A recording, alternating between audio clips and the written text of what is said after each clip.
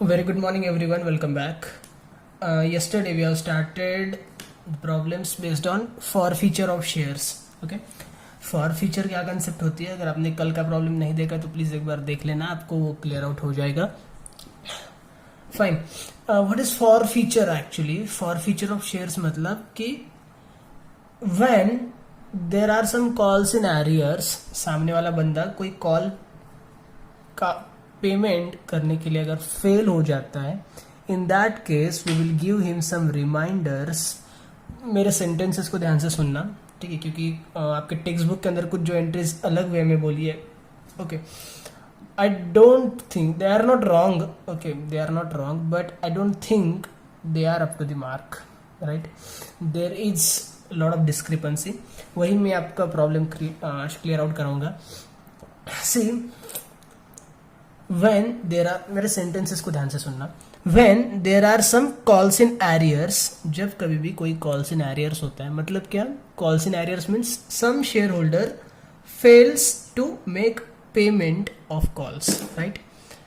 जब कोई भी calls in arrears होता है, उसके बाद हम immediately उसके shares तो forfeit नहीं करते, बराबर है? ये नाइंसाफी हो जाएगी ना कि भाई मैंने बोला था कि मुझे मंडे को, फॉर एग्जाम्पल बोल रहा हूँ मैं, मुझे मंडे को फर्स्ट कॉल की अमाउंट चाहिए, और कोई एक बंदा है जो मंडे को नहीं ला सका, राइट, बट वो ट्यूसडे को सुबह सुबह ही आ जाता है लेके, बट मैंने मंडे को शाम को ही उसके पूरे शेयर्स फॉरफिट कर दिए. डेफिनेटली नाइंसाफी हो जाएगी, right. And the act itself says that when there are some calls in arrears we send them reminders time to time. हम उसको 2-3 बार कम से कम रिमाइंडर देंगे कि भाई तेरा पेमेंट नहीं हुआ है, तेरा पेमेंट नहीं हुआ है. अगर अभी भी तूने पेमेंट नहीं किया तो मुझे तेरे सारे शेयर्स जब्त करने पड़ेंगे. Okay, this kind of reminders are given. I have to cancel your position of shareholder. Okay, ये उसको रिमाइंडर हमें देना पड़ता है बार बार. एंड अगर फिर भी वो पेमेंट नहीं कर सकता है, so in that case we will forfeit his shares. ठीक है, उस केस में हम उसके शेयर्स फॉरफिट करेंगे.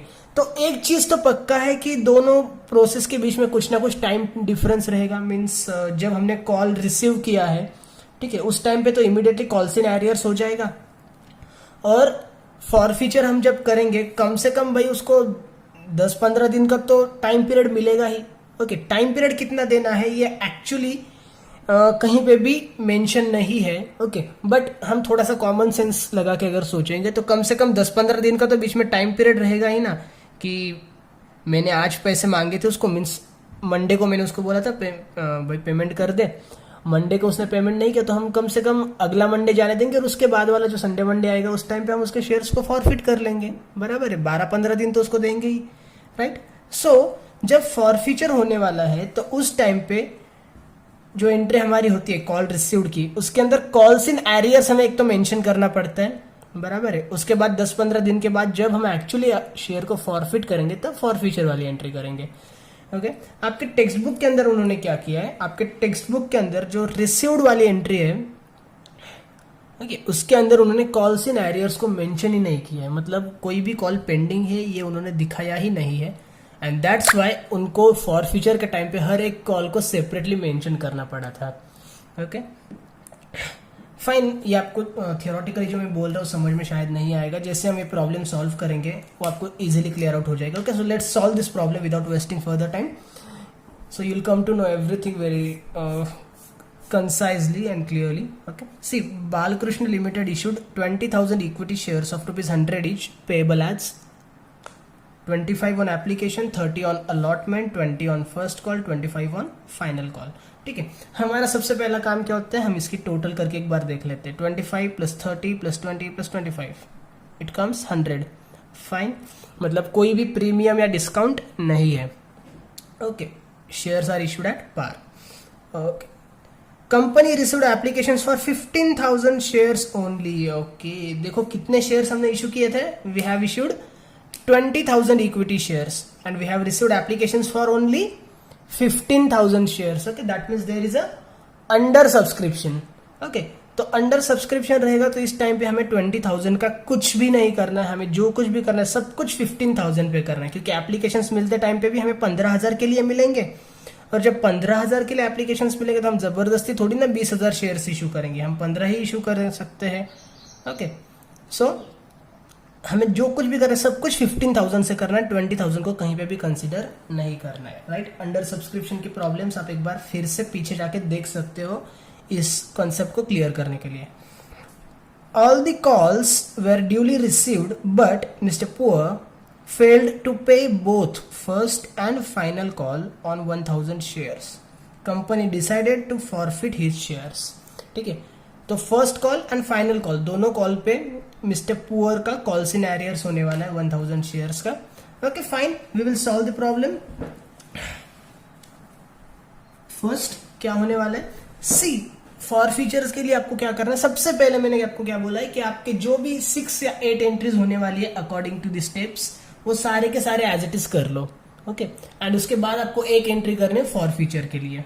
Okay, so first entry will be applications received, right. तो हमारी एंट्री क्या होनी चाहिए, bank account debit, bank account debit to equity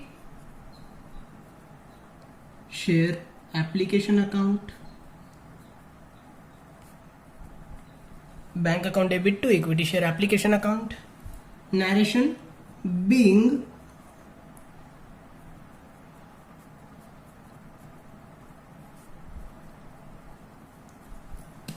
application money received on, कितने शेयर्स के लिए एप्लीकेशंस मिल रहे हैं आपको, 15,000 के लिए ही मिल रहे हैं ना, तो 20,000 शेयर्स का पैसा आपके पास कैसे आ सकता है, नहीं आ सकता। सो आपको 15,000 ही लेना पड़ेगा यहाँ पे। On 15,000 shares at rupees, application कितना है हमने 25 each। ओके, सो 15,000 into 25 rupees each। तो करो इसका calculation, 15,000 into 25। Okay, okay, so 15,000 into 25 that comes 3,75,000। okay, 3,75,000, 3,75,000, right. Second entry हमारी क्या होने वाली है, एप्लीकेशन मनी जो हमें मिला है उसको हम ट्रांसफर करेंगे शेयर कैपिटल अकाउंट के अंदर। So equity share application account debit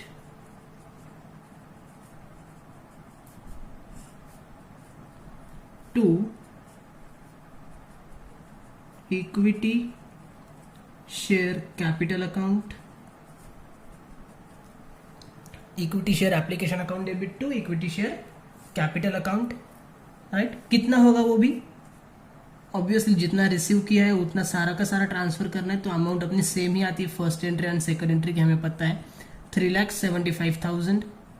okay, narration comes being application money transferred to share capital account। यहां तक करेक्ट है। नेक्स्ट नंबर 3, थर्ड क्या होगा हमारे लिए, allotment, right. Allotment you can सी कितना है 30 रुपीज का है। ओके, तो अलॉटमेंट मनी सबसे पहले हम क्या करेंगे, ड्यू। ओके, तो ड्यू के लिए हमारी एंट्री क्या रहेगी, equity share allotment account debit to equity share capital account, equity share allotment account debit to equity share capital account. Narration comes being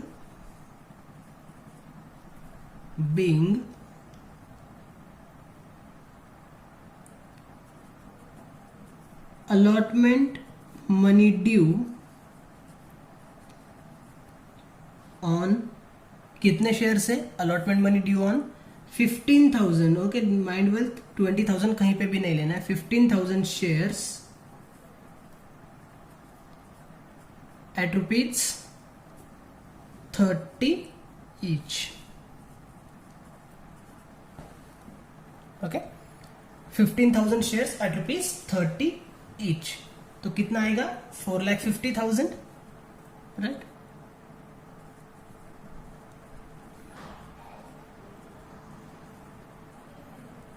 $4,50,000. Next, number 4, fourth entry that we are going to do is allotment money due के बाद क्या होने वाला है, allotment money receive, right? तो allotment money receive करने के लिए क्या एंट्री करनी पड़ेगी हमें, बैंक अकाउंट डेबिट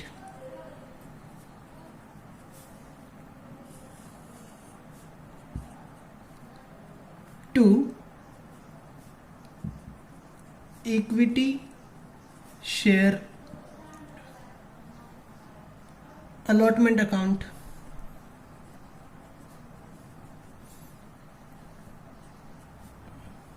अलॉटमेंट पे तो कोई भी कॉल्स इन एरियर्स नहीं है ना, ओके, तो बीइंग क्या लिखेंगे हम, allotment money received on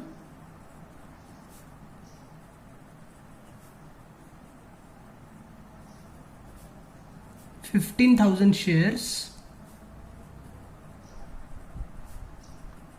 eight rupees 30 each, fine. तो कितना होगा again 4,50,000, 4,50,000, correct. Next number 5, allotment के बाद क्या है, फर्स्ट कॉल। ध्यान में रखो, first call and second call के पास हमारा क्या होने वाला है, calls in arrears. Calls in arrears मतलब सामने वाला बंदा पैसे नहीं पे करेगा। तो ड्यू करते टाइम पे तो ऐसा हमें कुछ पता नहीं होता है, ड्यू के टाइम पे हमें फुल अमाउंट कंसिडर करनी होती है, ठीक है। तो फर्स्ट कॉल ड्यू की एंट्री हम करेंगे equity share first call account debit to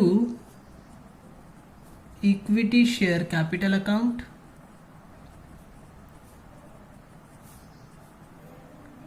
narration being first call due on how many shares, 15,000 shares at rupees, first call देखो कितना है 20, at rupees 20 each, got it? So 15,000 into 20 that comes 3 lakh, again 3 lakh, okay।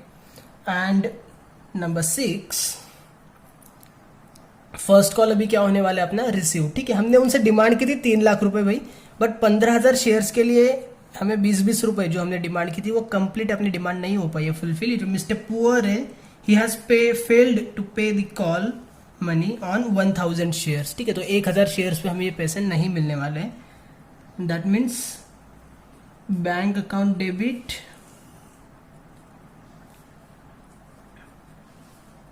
Calls in arrears account debit to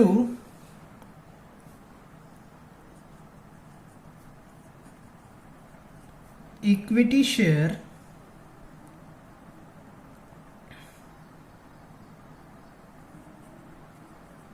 first call account, right.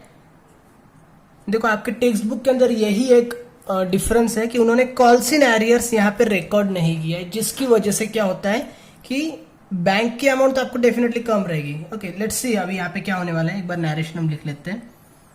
Being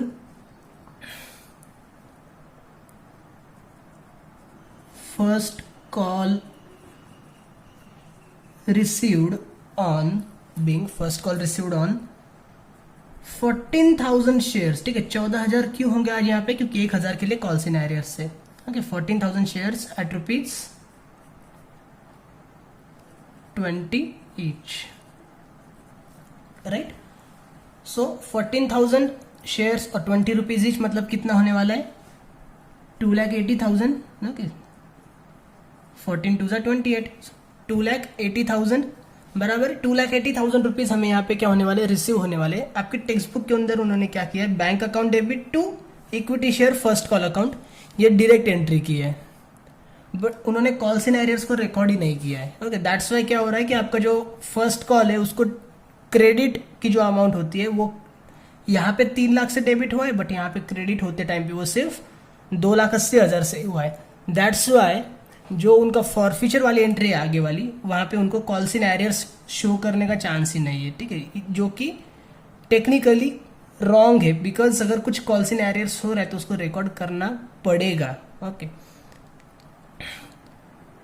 so calls in arrears हमारा आएगा 20,000 and here 3 lakh. How 20,000?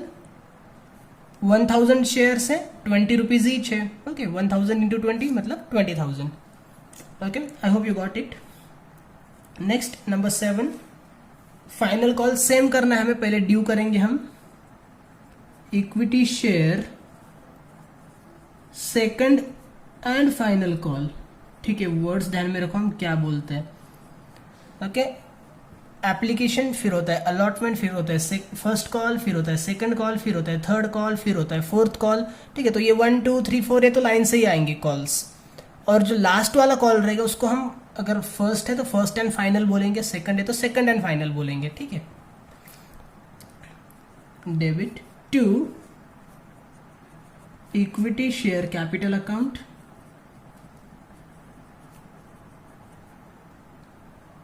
Narration being final call due, यहां पे final बोलना है, due on 15,000 shares at rupees, being final call due on 15,000 shares at rupees 25 each. Okay, तो again 15,000 shares है, 25 each है, तो कितना होगा ड्यू अपना 3,75,000।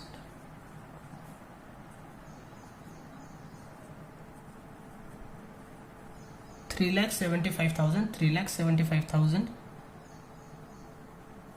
नेक्स्ट नंबर 8 जो हम करेंगे क्या होगा, फाइनल कॉल रिसीव। ओके, सो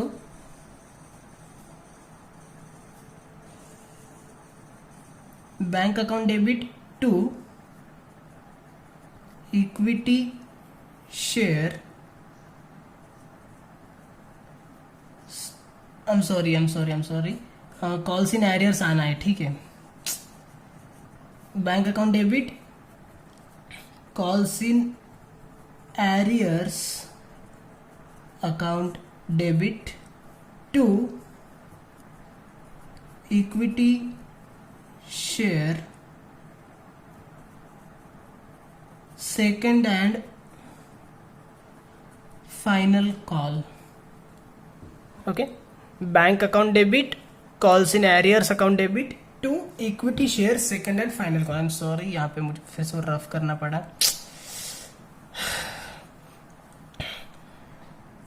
नरेशन देखते हैं हम क्या होने वाला है फिर से हमारा, कॉल्स इन एरियर्स है तो being final call received on कितने शेयर्स है, 14,000 ओनली। ठीक है, क्योंकि 1,000 पे कॉल्स इन एरियर्स है, 14,000 शेयर्स एट रुपीज कितना 25 ईच। करेक्ट है, तो 14,000 इंटू 25 मतलब क्या होगा वो 3,50,000। बैंक के सामने लिख दो 3,50,000 क्योंकि 3,50,000 हमें मिलेंगे। कॉल्स इन एरियर्स कितना होगा, 1,000 शेयर्स पे 25 रुपीज से 25,000 होगा। करेक्ट है, तो यहाँ पे क्या अमाउंट आ जाएगी हमारी 3,75,000। राइट, यहां तक जो भी एंट्री हमारी थी वो हमारी रेगुलर एंट्री थी। Next what we have to do, हमें अभी जो भी कॉल्स इन एरियर्स था उसको फॉरफिट करना है। ओके, और यही डिस्क्रिपेंसी मैं आपको बता रहा था कि आपके टेक्स्ट बुक में क्या है, उन्होंने यहाँ पे कॉल्स इन एरियर्स को मेंशन ही नहीं किया है। ओके, जिसकी वजह से उनको लास्ट एंट्री में कॉल्स इन एरियर्स लेने का ऑप्शन ही नहीं है। करेक्ट है, क्योंकि डेबिट अगर दिया होगा कॉल्स इन एरियर्स को तभी वहां पे जाके वो क्रेडिट दे सकते हैं। तो यहाँ पे कॉल्स इन एरियर्स ना लेने की वजह से उनका जो फर्स्ट कॉल और यहाँ पे जो सेकंड कॉल की अमाउंट थी वो उनकी शॉर्ट पड़ गई, और इसलिए उनको लास्ट एंट्री में कॉल्स इन एरियर्स की जगह पे स्पेसिफिकली फर्स्ट कॉल और सेकंड कॉल अलग से शो करना पड़ता है। ठीक है, तो वो टेक्निकली रॉन्ग लगता है मुझे भी, बिकॉज सिंपल सी बात है कि अगर कॉल्स इन एरियर्स आप दिखाओगे ही नहीं, ओके, इसका मतलब कॉल्स इन एरियर्स हुआ ही नहीं है क्या? और अगर कॉल्स इन एरियर्स हुआ ही नहीं है तो आप किस बेसिस पे शेयर्स को फॉरफिट कर रहे हो, right? So according to me this is wrong, and for sure definitely मैंने रेफरेंस बुक्स भी कुछ इसी के लिए चेकआउट किए कल, and proudly I can say I was 100% correct. Okay, number 9, ninth entry हमें क्या करना है? अभी शेयर्स को हमें क्या करना है? फॉरफिट करना है। ठीक है, तो एक चीज हमें पता है, हमें शेयर्स को फॉरफिट करना मतलब क्या करना है? हमें शेयर्स को जब्त करके लेना है, राइट? तो जब हम शेयर्स को इशू करते हैं, यू कैन सी, आप हर जगह पे देख सकते हैं शेयर कैपिटल अकाउंट क्रेडिट में था, यहाँ पे भी है, यहाँ पे भी है, यहाँ पे भी है, यहाँ पे भी है। ठीक है, चारों स्टेजेस में शेयर कैपिटल अपना क्रेडिट में रहा है, क्योंकि कैपिटल एक लाइबिलिटी होती है, वो क्रेडिट बैलेंस होता है। तो जब हमें कैपिटल को वापस लेना है तो हमें कैपिटल को कहाँ पे रिकॉर्ड करना पड़ेगा? डेबिट में रिकॉर्ड करना पड़ेगा, तभी जाके वो कैंसिल हो जाएगा ना, बराबर है? तो यहाँ पे हम क्या रिकॉर्डिंग करेंगे, क्या एंट्री करेंगे? Equity share capital account debit, equity share capital account debit to अभी ये जो कैपिटल है इसको हमें क्या करना होता है? बाइफरकेट करना होता है। ठीक है, जैसे मैंने कल बोला था,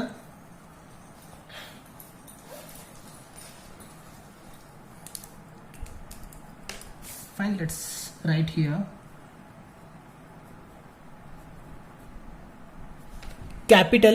कैपिटल देखो कितना होने वाला है आपका, टोटल 100 रुपीज ईच है ना। ओके, तो यहाँ पे हम 100 लिख लेते हैं। 100 रुपीज है आपका कैपिटल,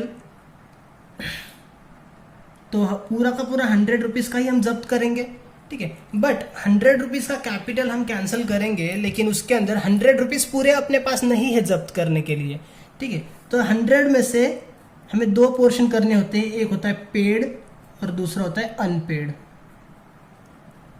ठीक है, इसका मतलब क्या है कि भाई जो अमाउंट अनपेड है, जो उसने पे नहीं किया, वो अभी तू पे भी मत कर, वो तेरे पास ही रख, ना मुझे तुझे शेयर्स देने हैं और ना मुझे तेरे पैसे चाहिए, राइट?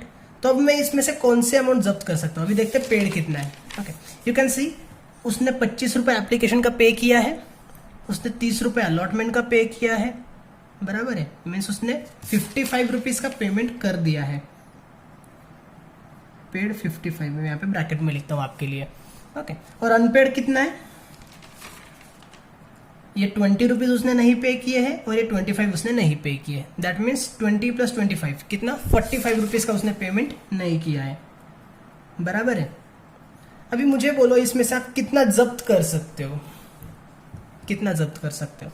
55 को जब्त करोगे या 45 को जब्त करोगे? भाई उसने आपके पास 55 दिए तो वही आप जब्त कर सकते हो ना। ये 45 उसने दिया ही नहीं है तो कहाँ से आप उसको जब्त करोगे, राइट? सो इसी को हम क्या बोलते हैं? फॉरफीचर। ठीक है, 55 क्या रहेगा हमारे लिए? फॉरफीचर। ओके, और ये जो अनपेड अमाउंट है, अनपेड को ही हम क्या बोलते हैं? Calls in arrears. Okay, I hope अभी ये क्लियर हुआ होगा कि 100 रुपीज का टोटल जो कैपिटल है उसको हमें कैंसिल कर देना है, लेकिन 100 रुपीज के अंदर फॉरफीचर कितना रहेगा? 55, और 45 का क्या रहेगा? कॉल्स इन एरियर्स, क्योंकि कॉल्स इन एरियर्स की जो अमाउंट है उसको हम फॉरफीचर के साथ क्यों नहीं मिक्सअप कर सकते? क्योंकि वो पैसा अपने पास नहीं है, तो उसको हम जब्त किया हुआ पैसा ऐसे नहीं दिखा सकते, राइट? तो एंट्री अगर जो होने वाली है वो कोई भी बाइफर्केशन नहीं दिखाना है। ठीक है, सिंपल यही एंट्री आपको हर जगह पे करनी है जो हमने कल की थी। Equity share capital account debit to क्या है? एक तो फॉरफीचर है, दूसरा कॉल्स इन एरियर्स है। To share forfeiture account to calls in arrears account. ओके अभी 1000 शेयर्स हम जब्त कर रहे हैं, तो कैपिटल कितना होगा 1000 into 100, 1 lakh rupees. 1 lakh rupees का कैपिटल हम कैंसिल कर देंगे। उस 1 लाख रुपीज के अंदर फॉरफीचर कितना रहेगा, 55 रुपीज उसने पे किया है ना, तो 55,000 का हो जाएगा अपना फॉरफीचर। 55,000 रुपए उसने अभी तक पे किए हैं, जो कि हम उसको अभी वापस देने वाले नहीं है, ठीक है। और 45,000 उसने पेमेंट ही नहीं किया है, दैट मीन्स वो हमारे लिए क्या था, कॉल्स इन एरियर्स था, ठीक है। सो बीइंग कल वाला ही हम एज इट इज लिखते हैं। Okay, being 1000 shares